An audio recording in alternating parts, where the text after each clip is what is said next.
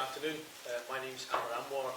I'm the solicitor acting on behalf of Barry Martin's family. On my right-hand side, I have Shelly Martin, who's the widow of firefighter Barry Martin, and on far right, I have Isabel Reed, who is Shelly's mother, and on my left, I have Robin Cole, the solicitor from our firm. We'll start the press conference by reading a short statement, followed by which Shelly will speak, and then those who advised Laurie will get one-to-one interviews. Just want to start by saying today that Shelly has called this press conference today because she wants to outline serious concerns over circumstances surrounding Barry's death following Jenner's building fire in Edinburgh 3 years ago and the ongoing criminal investigation of the Scottish Fire and Rescue Service. 3 years on, Barry's family are still waiting on a decision from the Crown Office and Procurator Fiscal Service on whether to prosecute any individual or organisation for Barry's death. The background is that at approximately 11:35 a.m. on Monday the 23rd of January 2023, the Scottish Fire and Rescue Service attended a fire at the former Jenner's building in Edinburgh. Barry Martin was 38 years old, newly qualified firefighter with Blue Watch at MacDonald Road Fire Station, and he was deployed as part of a 4-person breathing apparatus team entering the building. To be clear, there was no threat to life in an empty building. Barry was positioned as firefighter 3 in the team and was the least experienced firefighter present. Within 6 minutes of entry, Barry fell down a flight of stairs, suffering a catastrophic loss of air after his breathing apparatus kit was damaged, causing a rapid release of oxygen. An emergency was declared at 12:12 p.m. Barry did not exit the building with the rest of his team. His distress signal unit was activated at 12:16 p.m.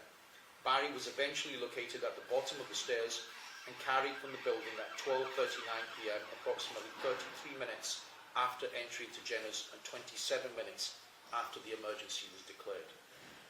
Barry sustained severe burns and hypoxic injuries, and he died 4 days later in hospital on Friday the 27th of January 2023 from fire-related injuries and complications. Police Scotland were then instructed to commence an investigation following Barry's death.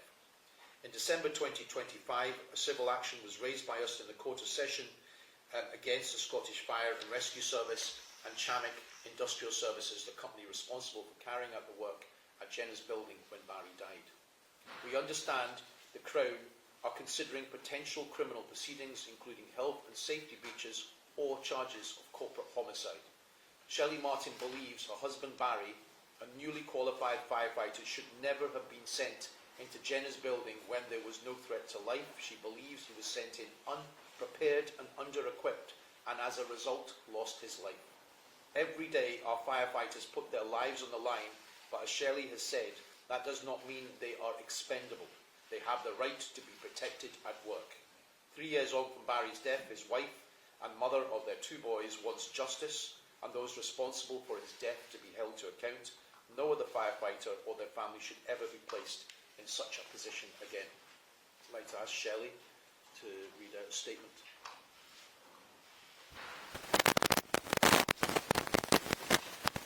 I would like to thank you for being here today, and to the public, to firefighters, and to all who believe in the fundamental human right to life. Thank you for listening. I will never ask anyone to pick a side. I will only ever ask people to stand on the side of safety, truth, and human life. Barry Martin was a Scottish firefighter, a father and my husband. He went to work to keep other people safe, and he never came. For 3 years, my family has been actively seeking answers about how and why Barry died. Delays of this length are not just painful. They affect our basic human rights to truth, dignity and justice, because grief does not pause whilst investigations stall. I was driven to study Scots law because of what happened to Barry, and I understand acutely what delay means, not just emotionally, but legally. When a process remains unresolved for this long, the integrity of any future proceedings is placed at risk. Timely investigation is not a courtesy, it is a fundamental safeguard. But this is not only about our family. Firefighters across Scotland continue to be recruited into the service without knowing what happened to Barry. They attend incidents every day without the full knowledge they deserve about his death or about the risks they are expected to take. Firefighters work within systems where orders are given and decisions are made that directly shape the risks they face. Those systems and those decisions must be open to scrutiny. Since Barry's death, we have heard repeated reference to the words inherent risk. It comes with the job, is what we read and hear. But inherent risk does not mean inevitability. It does not mean that loss of life is acceptable. Firefighters accept the risk of danger. They do not consent to unnecessary or preventable death. Firefighters are not expendable. They have the same fundamental right to life as anyone else, and that right must be protected at work. Barry Martin's death was not a consequence of the career he chose. We ask that it is never framed as a sacrifice. Barry should never be reduced to a symbol. He was a person, and his life and death must never be made abstract. His death was the result of decisions that must be capable of examination. This prolonged delay and continued inaction left me with a choice: remain silent or act in the public interest. For our family, silence is not an option. This is not about attacking a profession, it is about protecting the people who do that job. Standing on the side of safety also means standing on the side of accountability. When decisions are made that put lives at risk, the law must be able to examine them, whoever made them, whatever role and whatever rank. As a family, we will continue to stand together. We ask the public, firefighters and their families to stand with us. For safety, for truth, for your human rights, for Barry, and for every life that deserves protection at work, and every life lost that deserves answers. Thank you. Thank you, Shelly. Is there any questions? If you could identify where you're from and then just raise your hand. Anyone? Graham. Can you identify what you think was the single biggest feeling which you could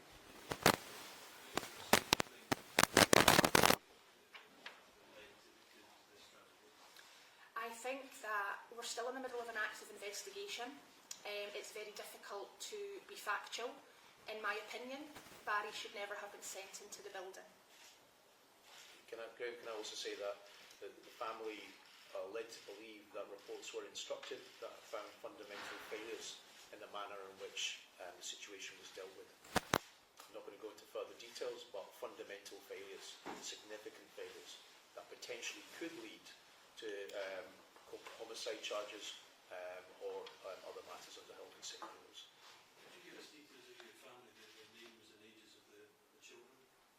Sorry, could you repeat that? Could you give us the names and ages of the children as well? Yes, sure. They are 11 years old. They are twins, and their names are Oliver and Daniel. Can I ask what age you are as well? I'm 39. Anybody else? Thank you. In terms of potential criminal liability, are you saying here that the blame is falling squarely in the Scottish Fire and Rescue Service, or is there any other agencies that you think? Well, that's a matter for Crown Office, and Shelly is going to be appealing directly to the Lord Advocate to take control of the situation. It's been 3 years, and you've often, probably all of you, been in this room and you've heard the word this is a complex case. It's been 3 years. We understand independent reports were instructed, investigations have been carried out, and if criminal charges have been brought, then the Lord Advocate should expedite the process so that Shelly and her family know exactly what's happening. That's for them to make a decision on whether those charges fall.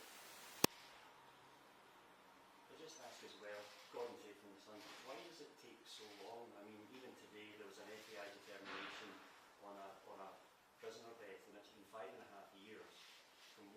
you would think a very simple thing isn't any more complex, but still, it seems to take so long in Scotland, whereas in England you have inquests that can be done in months. I just don't understand it. I think we've been here before, and it's been year after year, and on each occasion the Crown apologises for the delay, but you see the devastating impact it has on families simply waiting for answers, and there doesn't seem to be any. I mean, I appreciate they claim they are under-resourced or they are stretched, but then they never accept they're under-resourced. So which one is it? And the use of the word complex is one that always disturbs us and causes concerns to the families we represent, because what we say is, if it was the other way around, if there was a house fire, if there was a petrol bombing, then it wouldn't be seen as complex. They would get the answers, and individuals would face charges, usually within 24 hours, and if not within 24 hours, in weeks. They would be in a courtroom. Yet when it becomes institutions that are involved for some reason, feet are dragged, delays take place, and it disappears into the ether, and it's just not good enough. And as Shelly has said, it's not just her, it's not the twins, it's other firefighters who have a right to know what went wrong. We are told every day that firefighters in the line of duty put their lives on the line, and they go into burning buildings without asking questions, but they rely on senior management, and they rely on the correct information being given to them in order that they do put their lives on the line. Their lives, as Shelly said, they're not expendable. And surely 3 years on, the Lord Advocate Crown Office will be interested in wanting to expedite this process so that no other firefighter loses their life in such circumstances. Shelly, you mentioned you were studying law, is that right? Can you tell us anything more about the course of study? Is that academically studying or even interested? Yes, that's correct. When this happened to Barry, I wanted to understand the law. I wanted to understand the processes, systems, particularly in Scotland, because I wanted to be an active part of his investigation, and I wanted to sit in the room with the legal language that I could understand.